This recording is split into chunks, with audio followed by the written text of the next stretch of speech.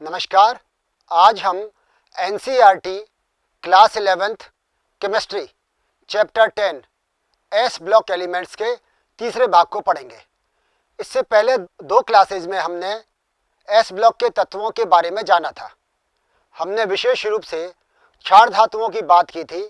उन क्षार धातुओं में हमने उनके इलेक्ट्रॉनिक विन्यास, आयनन एंथैल्पी, जल योजन एंथैल्पी, उनकी आयनीय और परमाणुवीय त्रिज्या, इसके अलावा उनके अमोनिया में विलयन और सामान्य रासायनिक गुणधर्मों की बात की थी। इस वाली क्लास में हम एस ब्लॉक तत्वों के कुछ महत्वपूर्ण यौगिक, जिसमें भी सोडियम के महत्वपूर्ण यौगिक जैसे sodium hydroxide, sodium chloride, sodium carbonate, sodium hydrogen carbonate, उनके बनाने की विधि कि वे किस प्रकार बनाए जाते हैं, उनके गुण और उपयोगों के बारे में चर्चा करेंगे।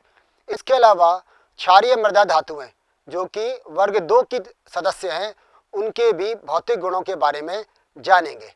सोडियम के कुछ महत्वपूर्ण यौगिक। औद्योगिक स्तर पर सोडियम के महत्वपूर्ण यौगिक sodium carbonate, sodium hydroxide, sodium chloride और सोडियम हाइड्रोजन कार्बोनेट हैं। सोडियम कार्बोनेट, जिसे धावन सोडा भी कहते हैं, इसे सामान्यतः सॉल्वे विधि द्वारा बनाते हैं। इस बनाने में लाभ यह है कि सोडियम हाइड्रोजन कार्बोनेट जो कि अमोनियम हाइड्रोजन कार्बोनेट और सोडियम क्लोराइड से मिलकर बनता है, ये जल में अल्प विलेय होता है। Ammonium hydrogen carbonate carbon dioxide gas को सोडियम क्लोराइड के अमोनिया से संतृप्त सांद्र विलयन में प्रवाहित करके बनाया जाता है। पहले अमोनियम कार्बोनेट और फिर अमोनियम हाइड्रोजन कार्बोनेट बनता है। अब अभिक्रियाएं देखें कि ये जो अमोनिया कार्बन डाइऑक्साइड और वाटर से रिएक्शन कर क्या बनाएगा, अमोनियम कार्बोनेट। यह अमोनियम कार्बोनेट कार्बन डाइऑक्साइड से रिएक्शन करके अमोनियम हाइड्रोजन कार्बोनेट बनाएगा। और ये अमोनियम हाइड्रोजन कार्बोनेट जब सोडियम क्लोराइड से रिएक्शन करेगा तो डिजायर्ड हमें चाहिए सोडियम हाइड्रोजन कार्बोनेट, वह बन जाता है और साथ में अमोनियम क्लोराइड प्राप्त होता है। इस प्रकार जो सोडियम हाइड्रोजन कार्बोनेट मिलता है उसके क्रिस्टल पृथक कर लेते हैं, उनको हम आइसोलेट कर लेते हैं, अलग कर लेते हैं। और जब कभी भी सोडियम हाइड्रोजन कार्बोनेट को गर्म किया जाएगा, ये सोडियम हाइड्रोजन कार्बोनेट है, इसको गर्म करेंगे तो क्या बन जाएगा, सोडियम कार्बोनेट, जिसे हम बनाना चाह रहे थे। इस प्रक्रम में अमोनियम क्लोराइड युक्त विलयन की कैल्शियम हाइड्रोक्साइड से अभिक्रिया पर अमोनिया को पुनः प्राप्त किया जा सकता है। ये इस विधि का फायदा है कि जैसे कैल्शियम हाइड्रोक्साइड और अमोनियम क्लोराइड इसकी रिएक्शन होगी तो अमोनिया हमें वापस से मिल जाएगा एक साइड प्रोडक्ट के रूप में। सोडियम कार्बोनेट एक व्हाइट क्रिस्टलाइन सॉलिड है, श्वेत क्रिस्टलीय ठोस पदार्थ है जो डेकाहाइड्रेट के रूप में मिलता है। डेकाहाइड्रेट का मतलब क्या कि इसमें 10 जल के अणु जुड़े रहते हैं। इसे वॉशिंग सोडा या धावन सोडा भी कहते हैं, कपड़े धोने के लिए काम में लेते हैं। मतलब कपड़े धोने का जो सर्फ हम कहते हैं उसका ये मुख्य घटक है। ये जल में आसानी से घुल जाता है।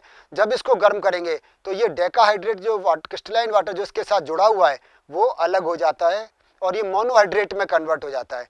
अब ये मोनोहाइड्रेट को जब वापस से गर्म करेंगे तो ये सामान्य सोडियम कार्बोनेट में कन्वर्ट हो जाएगा, जिसमें कोई भी वाटर मॉलिक्यूल नहीं होगा और इसे सोडा ऐश कहते हैं। अब देखिए जैसे डेकाहाइड्रेट सोडियम कार्बोनेट जिसमें 10 वाटर मॉलिक्यूल जुड़े हुए हैं, इसको 375 केल्विन पर गर्म करो तो ये सोडियम कार्बोनेट मोनोहाइड्रेट बन जाता है, यानी केवल एक वाटर मॉलिक्यूल रह जाता है और 9 बाहर निकल जाते हैं।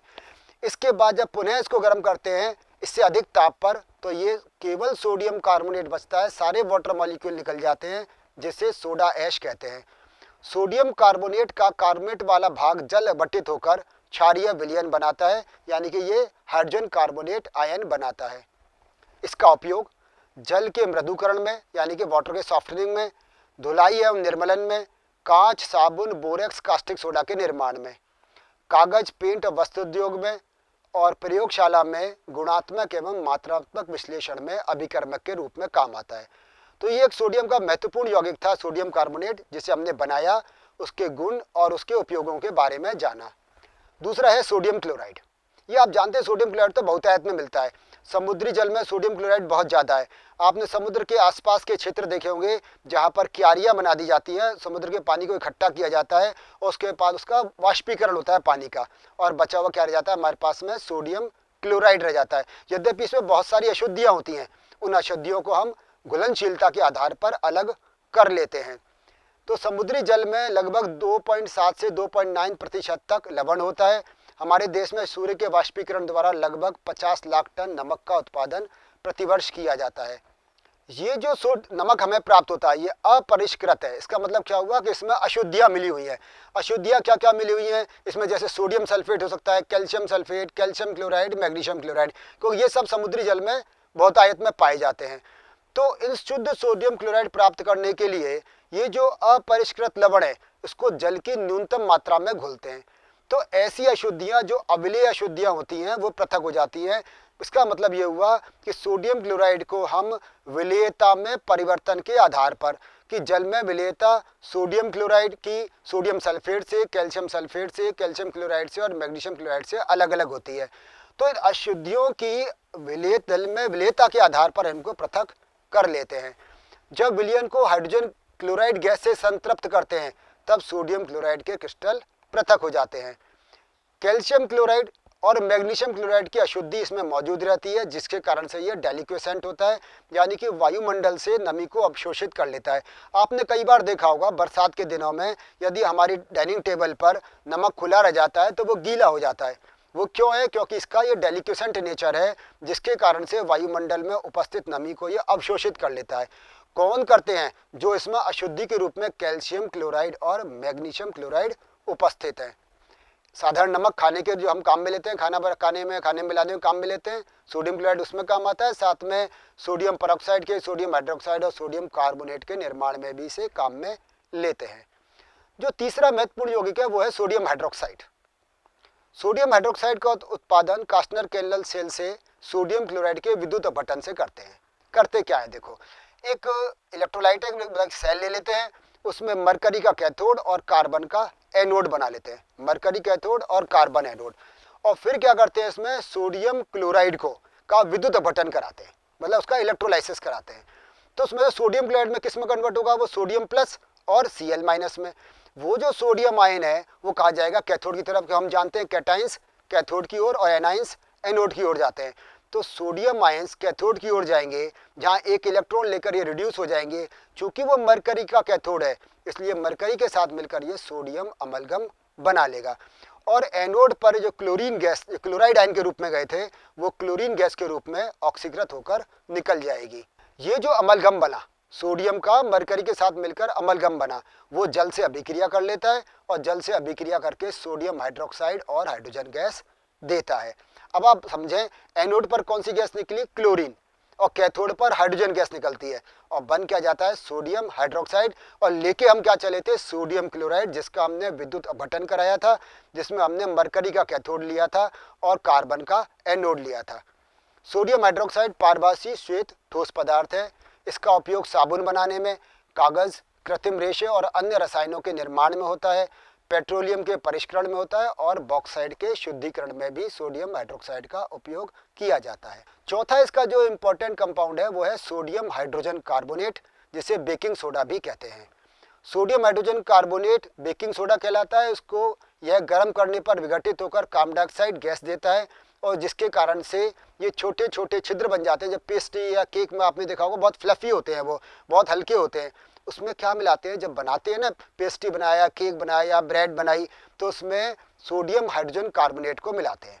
तो सोडियम हाइड्रोजन कार्बोनेट विघटित हो जाता है और वो कार्बन डाइऑक्साइड गैस निकालता है, जिसके कारण से इसमें छोटे छोटे छिद्र आपको दिखाई देते होंगे और ये फ्लफी भी आपको दिखाई देता है। सोडियम हाइड्रोजन कार्बोनेट को सोडियम कार्बोनेट के विलयन में कार्बन डाइऑक्साइड गैस प्रवाहित करके बनाया जाता है। यहाँ आप देख रहे हैं सोडियम कार्बोनेट, इसमें इसका जलीय विलयन, इसमें कार्बन डाइऑक्साइड गैस प्रवाहित करो तो ये सोडियम हाइड्रोजन कार्बोनेट बन जाता है। इसका उपयोग माइल्ड एंटीसेप्टिक के रूप में होता है। इसके जो अपने स्किन पर जो रोग हो जाते हैं उनमें ये माइल्ड एंटीसेप्टिक के रूप में काम आता है। साथ साथ ये फायर एक्सटिंग्विशर में भी या अग्निशमन यंत्र में भी यह काम आता है। सोडियम और पोटेशियम की जैव उपयोगिता। सोडियम और पोटेशियम की हमारे शरीर में उपयोगिता को गहराई से समझने का कोशिश करें। सोडियम आयन और पोटेशियम आयन ये हमारे कोशिका द्रव्य के अंदर भी उपस्थित होते हैं और कोशिका द्रव्य के बाहर भी होते हैं। अब आगे की बात सुनो। जो बायोमॉलिक्यूल्स हैं, जिसको हम जैव अणु भी कहते हैं, ये ऋणात्मक प्रकृति के होते हैं।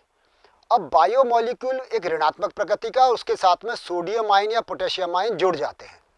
अब है क्या कि ये जो बायोमॉलिक्यूल हैं ये सेल के अंदर जाते हैं, इस कोशिका के अंदर जाते हैं।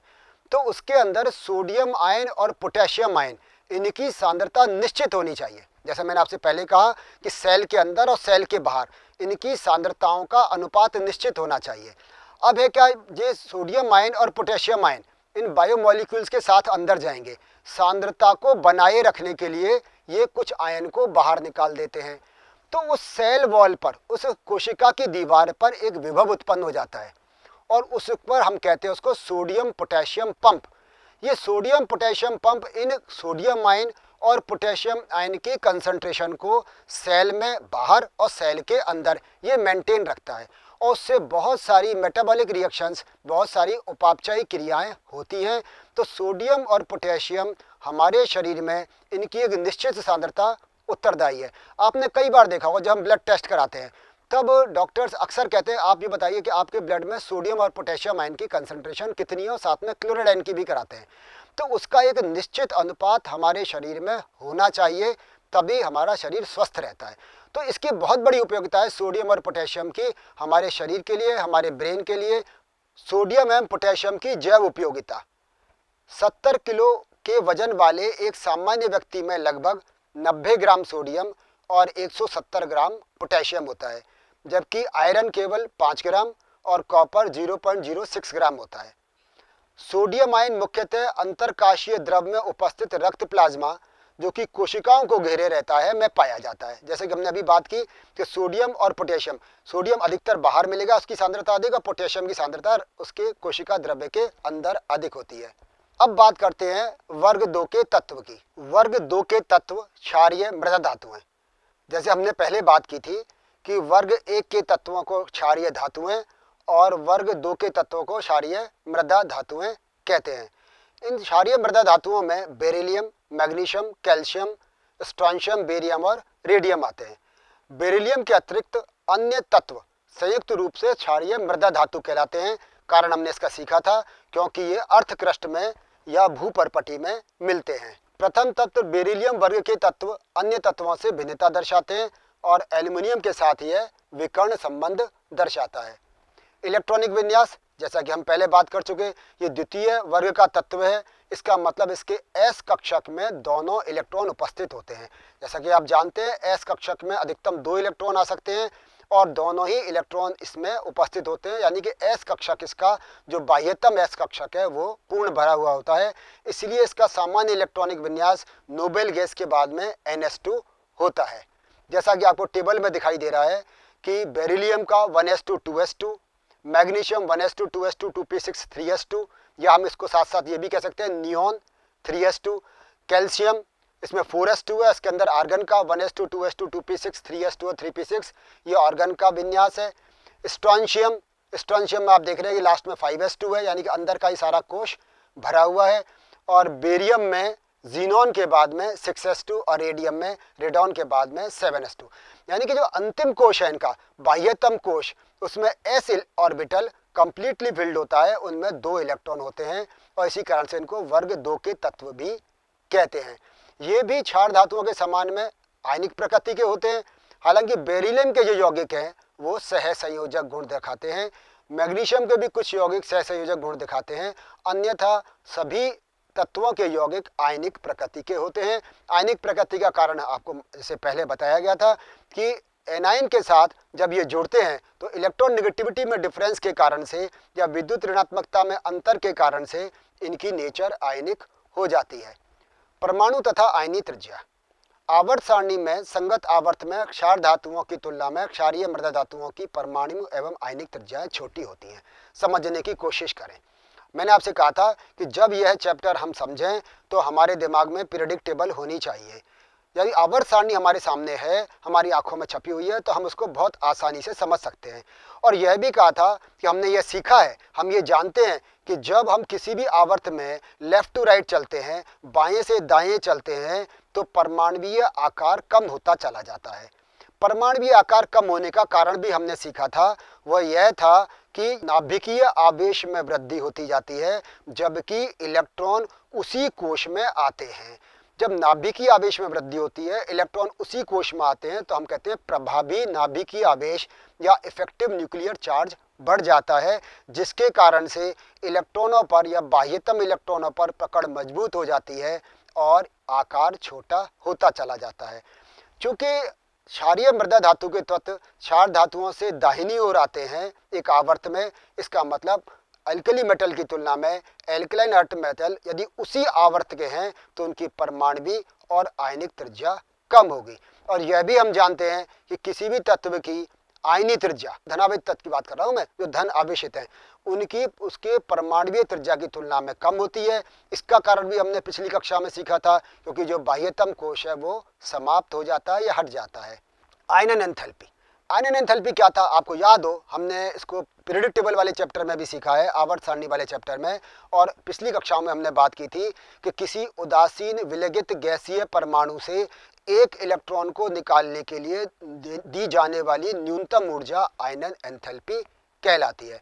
अब क्षारीय मृदा धातुओं के परमाणुओं के बड़े आकार के कारण इनकी आयनन एंथैल्पी के मान कम होते हैं। ये किस बारे में हम बात कर रहे हैं? हम बात कर रहे हैं इसके आगे आने वाले तत्वों की तुलना में, क्योंकि क्षारीय धातुओं की तुलना में तो इसका आकार छोटा है, लेकिन आगे जो पी ब्लॉक के एलिमेंट्स आ रहे हैं या डी ब्लॉक के एलिमेंट्स हैं उनकी तुलना में इसका आकार बड़ा होता है। जब आकार बड़ा है तो बाह्यतम इलेक्ट्रॉनों की न्यूक्लियस से दूरी अधिक है, उसी आवर्त के तत्व की बात कर रहा हूं मैं। और जब दूरी अधिक है तो बाह्यतम कोश के इलेक्ट्रॉन को निकालने के लिए कम ऊर्जा देनी पड़ेगी, इसका मतलब आयनन एंथैल्पी के मान इनके कम होंगे। वर्ग में ऊपर से नीचे जाएंगे, एक हम वर्ग में टॉप टू बॉटम जाते हैं तो आकार बढ़ता चला जाता है, और जैसे जैसे आकार बढ़ता जाएगा नाभिक की इलेक्ट्रॉनों पर पकड़ कमजोर होती चली जाएगी, यानी कम ऊर्जा देने पर ही इलेक्ट्रॉनों को बाहर निकाला जा सकता है। इसलिए हम कह सकते हैं कि वर्ग में ऊपर से नीचे जाने पर आयनन एंथैल्पी के मान कम होते चले जाते हैं। क्षारीय मृदा धातुओं के प्रथम आयनन एंथैल्पी का मान क्षार धातुओं के प्रथम आयनन एंथैल्पी के मानों की तुलना में अधिक होता है। कारण आप समझ रहे हैं, हमने पहले भी बात की कि क्षारीय धातुओं यानी एल्कली मेटल्स की तुलना में एल्कलाइन अर्थ मेटल का साइज थोड़ा छोटा है। उसी आवर्त के तत्व की बात करें, संगत आवर्त की, है ना, तो आकार छोटा है, इसका मतलब निकालने के लिए दी जाने वाली ऊर्जा ज्यादा। तो फर्स्ट आयनेशन एंथैल्पी, प्रथम आयनन एंथैल्पी के मान जो द्वितीय वर्ग के तत्व हैं उनकी अधिक होगी, कंपैरिजन किसके? एल्कली मेटल्स के। ठीक है, एक बात तो ये समझ में आती है। इसकी जो सेकेंड आयनेशन एंथैल्पी है उसके मान कम होते हैं। क्यों? क्योंकि देखो बात समझने की कोशिश करो, ये जो एल्कली मेटल्स हैं उनमें से जब एक इलेक्ट्रॉन निकल जाएगा, बहुत ध्यान से बात सुनना, बाह्यतम कोश में एक इलेक्ट्रॉन वो निकल गया, अब अंदर क्या बच गया? इनर्ट गैस कॉन्फ़िगरेशन या नोबल गैस कॉन्फ़िगरेशन बच जाता है। तो जब ये नोबल गैस कॉन्फ़िगरेशन बचता है, उत्कृष्ट गैस जैसा विन्यास बच जाता है, तो सेकंड इलेक्ट्रॉन निकालने के लिए किस में से? एल्कली मेटल्स में से बहुत ज़्यादा ऊर्जा की आवश्यकता होगी। इसका मतलब एल्कली मेटल्स की सेकंड आयनेशन एंथैल्पी का मान बहुत ज़्यादा होता है। अब बात करते हैं वर्ग 2 के तत्व या एल्कलाइन अर्थ मेटल्स की। इसके बाह्यतम कोश में कितने इलेक्ट्रॉन है? 2 इलेक्ट्रॉन है, एक निकाल लिया, अब कितना बच गया? 1। अब वो बहुत आसानी से निकल जाएगा। वो जो बचा हुआ दूसरा इलेक्ट्रॉन है वो क्षार धातुओं या एल्कली मेटल्स की तुलना में कम ऊर्जा देने पर ही निकल जाता है। इसलिए इनके सेकंड आयनेशन एंथैल्पी के मान या द्वितीय आयनन एंथैल्पी का मान एल्कली मेटल्स की तुलना में कम होता है। इसीलिए आप देखते हैं कि वर्ग 2 के तत्व Ca2+, Mg2+, Be2+ इस प्रकार से द्विधनात्मक आयन बनाते हैं। क्यों? क्योंकि इनकी सेकंड आयनेशन एंथैल्पी कम होती है। जल योजन एंथैल्पी, इसको हमने पहले भी पढ़ा था कि जितना छोटा आयनिक आकार उसकी जल योजन एंथैल्पी उतनी अधिक। हमने वो वाले लिथियम वाले केस में ही पढ़ा था, lithium, sodium, potassium, rubidium, caesium, francium में। तो हमने कहा था कि जितना छोटा आकार होगा वो उतने ही जल के अणु उससे ज़्यादा जुड़ जाएंगे, और जितने ज़्यादा अणु जुड़ेंगे, जल के मॉलिक्यूल जितने ज़्यादा जुड़ेंगे उतनी ही उसकी ऊर्जा बाहर निकलेगी। जल के जुड़ने पर कुछ ऊर्जा बाहर निकलती है जिसे हम जल योजन एंथैल्पी अथवा हाइड्रेशन एंथैल्पी कहते हैं। तो सबसे ज़्यादा आकार छोटा किसका है? बेरिलियम का। तो बेरिलियम में सबसे ज़्यादा वाटर मॉलिक्यूल जुड़ेंगे, सबसे ज़्यादा जुड़ेंगे तो एनर्जी भी सबसे ज़्यादा बाहर निकलेगी। और टॉप टू बॉटम जाएंगे तो जल के जुड़ने की, जल के अणुओं को जुड़ने की क्षमता धीरे धीरे करके कम होती जाएगी। इसीलिए हम कहते हैं कि जब हम बेरिलियम से बेरियम तक जाते हैं तो इनकी जल योजन एंथैल्पी का मान, हाइड्रेशन एंथैल्पी का मान कम होता चला जाता है। क्षारीय मृदा धातुओं की जल योजन एंथैल्पी क्षार धातुओं की जल योजन एंथैल्पी की तुलना में ज़्यादा होती है। फिर ये बात आपके समझ में आ जाएगी क्यों ज़्यादा होती है। ये सब का क्यों से, जब तक कि हम विज्ञान को क्यों और कैसे से नहीं समझें तब तक बात समझना बेकार है। तो समझे क्यों कम होती है। इसलिए मृदा धातुओं के यौगिक क्षार धातुओं के यौगिक की तुलना में अधिक जलयोजित हो जाते हैं। उदाहरण देखें, जैसे मैग्नीशियम क्लोराइड, कैल्शियम क्लोराइड, इनमें वाटर मॉलिक्यूल जुड़े रहते हैं। ये MgCl2 6H2O और CaCl2 6H2 रूप में पाए जाते हैं। जबकि वही संगत हम मैग्नीशियम के साथ बात करें तो सोडियम क्लोराइड, और कैल्शियम के साथ बात करें तो पोटेशियम क्लोराइड ऐसे हाइड्रेट नहीं बनाते हैं। ये कुछ इनके फिजिकल प्रॉपर्टीज़ देखें कि जैसे परमाणु क्रमांक, इसके बाद परमाणु द्रव्यमान, इलेक्ट्रॉनिक विन्यास की हम बात कर ही चुके हैं कि अंतिम कोश में 2 इलेक्ट्रॉन आएंगे। एस में आयनाइजेशन एंथैल्पी आप देख रहे हैं, जैसे जैसे हम टॉप टू बॉटम जा रहे हैं तो ये डिक्रीज होती चली जा रही है। इसके बाद ये first ionisation enthalpy, second ionisation enthalpy और ये हाइड्रेशन एंथैल्पी के मान हम दिखाई दे रहे हैं कि जैसे जैसे हम टॉप टू बॉटम जा रहे हैं ये कम ऋणात्मक होती चली जा रही है। धात्विक त्रिज्या लगातार बढ़ रही है और गलनांक क्वथनांक के मान हम देख रहे हैं कि इसमें थोड़ा वेरिएशन देखने को मिलता है, और घनत्व भी धीरे धीरे करके ये पहले कम होता है उसके बाद फिर बढ़ रहा है। मानक इलेक्ट्रोड विभव पहले 1.97 है बेरिलियम का, और उसके बाद में धीरे धीरे करके ये मानक इलेक्ट्रोड विभव बढ़ता चला जा रहा है। तो ये कुछ उनकी फिजिकल प्रॉपर्टीज़ के बारे में है। भौतिक गुण, क्षारीय धातुएं सामान्यतः चांदी के समान श्वेत चमकदार परंतु नरम होती हैं और क्षार धातुओं की तुलना में कठोर होती है। वैसे नरम है लेकिन एल्कली मेटल्स की तुलना में अपेक्षाकृत रूप से थोड़ी कठोर होती है। बेरिलियम और मैग्नीशियम ग्रेइश कलर के मिलते हैं। इनके गलनांक तथा क्वथनांक क्षार धातुओं की तुलना में उच्च होते हैं। कारण क्या कि इनका आकार छोटा है और ये अधिक मात्रा में बंध बना लेते हैं, फिर भी कोई नियमित पैटर्न जैसे हमने टेबल में देखा था वो दिखाई नहीं देता है। इनकी जो आयनाइजेशन एंथैल्पी है वो बहुत कम है, इसके कारण से इलेक्ट्रॉन आसानी से बाहर निकल जाता है, और जब आसानी से बाहर निकल जाता है तो इलेक्ट्रोपॉजिटिव करैक्टर दिखाते हैं या धन विद्युतीय लक्षण दिखाते हैं। और चूंकि जैसे जैसे टॉप टू बॉटम जाते हैं इनकी आयनाइजेशन एंथैल्पी की वैल्यू घटती जाती है, इसके कारण से इनके धन विद्युतीय गुण भी ऊपर से नीचे जाने पर बढ़ता चला जाता है। ये सबसे इंपॉर्टेंट बात, इसको भी समझें। ये कैल्शियम, स्ट्रॉन्शियम और बेरियम, जैसे मैंने पहले भी बात की थी कि इनको जब कभी भी हम इनका गुणात्मक विश्लेषण करते हैं, जब आपको याद हो आप प्रैक्टिकल लैब में जाते हैं और उसके बाद में वहाँ पर आप कुछ एक्सपेरिमेंट करते हैं और सॉल्ट एनालिसिस कराते हैं आपको लवण का विश्लेषण, तो उसमें 5th ग्रुप में कैटाइंस के 5th ग्रुप में कैल्शियम, स्ट्रॉन्शियम, बेरियम आते हैं। और इन कैल्शियम, स्ट्रॉन्शियम, बेरियम का कन्फर्मेटिव टेस्ट इनके फ्लेम टेस्ट से होता है। तो कैल्शियम तो देता है ब्रिक रेड या ईंट जैसा लाल रंग, और उसके बाद में स्ट्रॉन्शियम देता है क्रिम्सन रेड कलर, जबकि बेरियम की हमें एप्पल ग्रीन कलर मिलता है। इसके बारे में हम पिछली क्लास में भी हमने बात की थी कि क्यों मिलता है, उसका कारण क्या, इनके आउटर मोस्ट सेल के इलेक्ट्रॉन को जैसे ही एनर्जी दी जाएगी तो ये और उच्च ऊर्जा स्तर में चले जाते हैं। जब ये उच्च ऊर्जा स्तर से निम्न ऊर्जा स्तर में आते हैं तो विकिरण जो उत्सर्जित करते हैं वो दृश्य क्षेत्र की होती है। अब जब दृश्य क्षेत्र की होगी तो उसमें जिस भी दृश्य क्षेत्र की होगी उसका कॉम्प्लीमेंट्री कलर या उसका पूरक रंग हमें दिखाई देता है। तो कैल्शियम, स्ट्रॉन्शियम और बेरियम इनको हम ज्वाला परीक्षण द्वारा या फ्लेम टेस्ट द्वारा पता कर लेते हैं। अब आप ये जरूर कहोगे कि सब इसमें से बेरिलियम और मैग्नीशियम कहाँ गया। बेरिलियम और मैग्नीशियम का साइज है छोटा साइज है, तो उसके इलेक्ट्रॉनों के उत्तेजन के लिए बहुत ज़्यादा ऊर्जा की आवश्यकता है, और उसकी विकिरण जो निकलती हैं जब वो उच्च क्षेत्र से निम्न क्षेत्र में आता है या उच्च ऊर्जा स्तर से निम्न ऊर्जा स्तर में आता है तो वह दृश्य क्षेत्र की विकिरणों का उत्सर्जन नहीं करता है, इसलिए हमें उसका रंग दिखाई नहीं देता है। ज्वाला में उच्च ताप पर बाष्प अवस्था में क्षारीय मृदा धातुएं बाह्यतम कोश के इलेक्ट्रॉन उत्तेजित होकर उच्च ऊर्जा स्तर में चले जाते हैं, और वापस जब ये ग्राउंड स्टेट में आते हैं तो हमें वो दृश्य क्षेत्र में होने के कारण से रंगीन दिखाई देता है। बेरिलियम और मैग्नीशियम में इलेक्ट्रॉन की प्रबलता से बंधे रहते हैं, इनका उत्तेजन कठिन है या इनको बहुत अधिक ऊर्जा की आवश्यकता होती है, इसलिए इन धातुओं का कोई भी कैरेक्टरिस्टिक कलर दिखाई नहीं देता है। रासायनिक गुण, क्षारीय मृदा धातुएं क्षार धातुओं की तुलना में कम क्रियाशील हैं। कम क्रियाशील का कारण आपको बताया ही, क्योंकि इलेक्ट्रॉन इसमें अपेक्षाकृत अधिक बंध से बंधा हुआ है, इस कारण से ये मैं बिल्कुल नहीं कह रहा क्रियाशील नहीं है, ये केवल एल्कली मेटल्स की तुलना में थोड़ी सी इनकी क्रियाशीलता कम होती है। और टॉप टू बॉटम जाएंगे इलेक्ट्रॉन की दूरी बढ़ती जाएगी, इलेक्ट्रॉन आसानी से दे देगा और आसानी से इलेक्ट्रॉन दे देगा तो इनकी क्रियाशीलता भी बढ़ती चली जाती है। वायु एवं जल के प्रति अभिक्रियाशीलता, बेरिलियम और मैग्नीशियम ऑक्सीजन के प्रति निष्क्रिय हैं, लगभग निष्क्रिय हैं, और इनके पृष्ठ पर ऑक्साइड की फिल्म जम जाती है। जैसे ऑक्सीजन से रिएक्शन करेंगे तो मैग्नीशियम ऑक्साइड, बेरिलियम से रिएक्शन की होगी ऑक्सीजन से तो बेरिलियम ऑक्साइड बन जाता है। इसी प्रकार से बेरिलियम नाइट्रोजन के साथ रिएक्शन पर भी बेरिलियम नाइट्राइड बना लेता है। मैग्नीशियम अधिक धन विद्युतीय तत्व है जो वायु में अधिक चमकीले प्रकाश के साथ जलते हुए मैग्नीशियम ऑक्साइड और मैग्नीशियम नाइट्राइड बनाता है। कैल्शियम, स्ट्रोंशियम और बेरियम वायु से शीघ्रता से अभिक्रिया कर लेती हैं, ऑक्साइड बनाती हैं ऑक्सीजन से रिएक्शन करने पर, और नाइट्रोजन से रिएक्शन करने पर ये नाइट्राइड बनाती हैं।